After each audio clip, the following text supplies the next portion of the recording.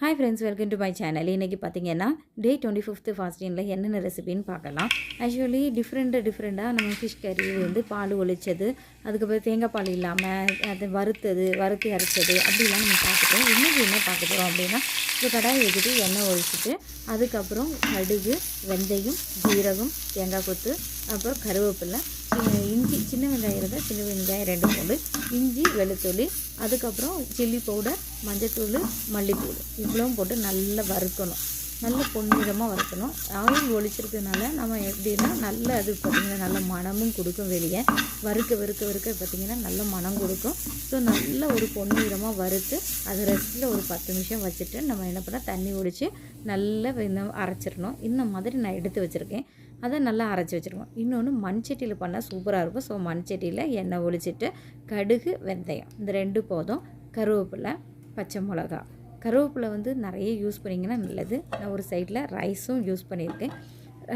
இப்போ பார்த்திங்கன்னா ரைஸுக்கு வச்சு சாப்பிடும்போது மீன் கறி சூப்பராக இருக்கும். அப்படி இல்லைன்னா வேறு நம்ம ஆப்பத்துக்கு சாப்பிடும்போது நல்லாயிருக்கும். நம்ம கருவேப்பிலை வந்து நிறைய போடும்போது என்னென்னா கண்ணுக்கு நல்லது, குளிர்ச்சி, தலைமுடி நல்லா வளரும். ஸோ இப்போ வந்து நம்ம வந்து முடியெல்லாம் கொட்டுறது நிறைய இருக்குது. ஸோ முடி கொட்டுறது எல்லாமே தீரும். ஸோ கருவேப்பிலை நிறைய சேருங்க. நான் இப்போ தான் வந்து அதோட கருவேப்பிலோட அருமையே தெரிஞ்சிருக்கு பார்த்துக்கோங்க. கருவேப்பிலையும் போட்டுட்டேன். இது பார்த்திங்கன்னா நம்ம வந்து நீட்டமாக தான் நான் வந்து வெட்டியிருக்கேன். ஸோ பச்சை மிளகா அந்த மாதிரி போட்டிங்கன்னா சூப்பராக இருக்கும். சின்ன வெங்காயம் நல்லா இருந்தால் சின்ன வெங்காயம் போட்டுக்கோங்க. எங்கிட்ட சின்ன வெங்காயம் இல்லை, அதனால் பெரிய வெங்காயத்தை ஸ்லைஸாக வெட்டி உப்பும் போட்டு இது நல்லா என்ன பண்ணிட்டேன்னா நல்லா வதக்கிட்டே இருக்கணும்.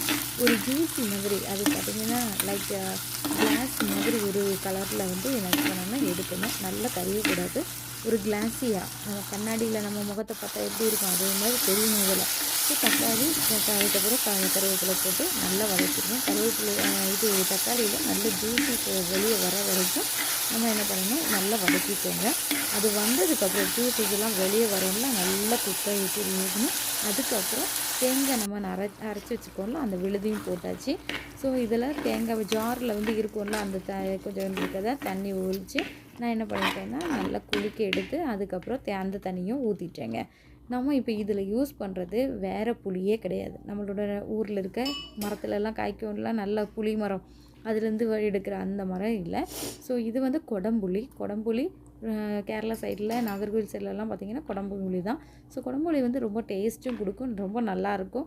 ஸோ அதனால் நான் 3 கொடம்புளி போட்டிருக்கேன். ஸோ இந்த தருணத்தில் நான் என்ன பண்ண போகிறேன் அப்படின்னா, மீனையும் போட்டுட்டு தேங்காய் பால் நான் வந்து 2வது பாலும் 1 மொண்டதா பாலும் எடுத்து வச்சுருக்கேன்.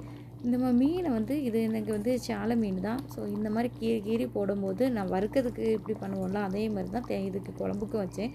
அப்படின்னா நல்லா வந்து அந்த ஜூஸஸ் எல்லாமே உள்ளே போய் நல்லா பிடிச்சி உப்பு, மிளகு, அதுக்கப்புறம் பார்த்திங்கன்னா கொடம்புளியோட ஜூஸு எல்லாம் போகும்போது நமக்கு சாப்பிடும்போது நல்ல டேஸ்ட் இருக்கும். ஸோ தேங்காய் பாலையும் நான் ஊற்றி வச்சுட்டு நல்லா அலசி ஊற்றிட்டு லாஸ்ட்டாக ஒரு கருவேப்பிலை போட்டு நம்ம கொதிக்க விடணுங்க.